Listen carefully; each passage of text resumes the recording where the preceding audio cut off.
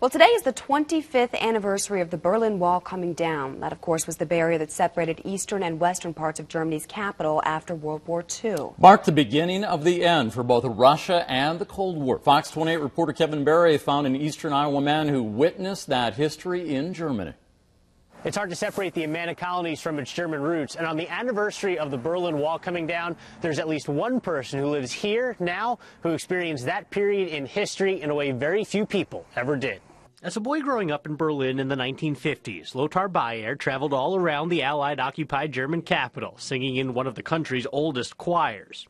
Going east-west, probably four times a week. Until one day, he woke up to sing for a church service in East Berlin and flipped on the radio. They said, well, there was no way that you could go back to East Berlin to sing there because they're building this wall. For the better part of the next 3 decades, few people could cross from one side to the other. Families were separated, Germans rioted, a Cold War escalated, and the world moved closer to mutually assured destruction.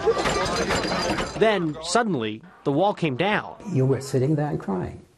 It was extremely emotional. By then, Beyer had moved to southern Germany. With Berlin reunited, he went back with his family to see the Berlin as he hadn't seen it since he was a boy, and to appreciate the lesson he says the world learned from a divided Germany. All this was a wall. That dealing with international conflict means first understanding the opposition. And not ignore it or say, or stay in one corner and say, no, I don't do anything, they are wrong, we are right, and end of discussion. That approach led to the wall, which led to an East Berlin that still had the same World War II bullet holes in the buildings when the wall came down that it did when the wall went up. While West Berlin became modernized, East Berlin fell behind. After unification, suddenly there was money, and they could rebuild, or not rebuild, remodel these downtown areas with the substance which was still there after the war. So the East today looks, in many parts, more charming than actually the West because of that.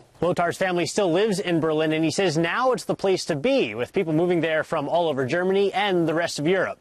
Covering the corridor in the Amana Colonies, Kevin Beyer, Fox 28 News.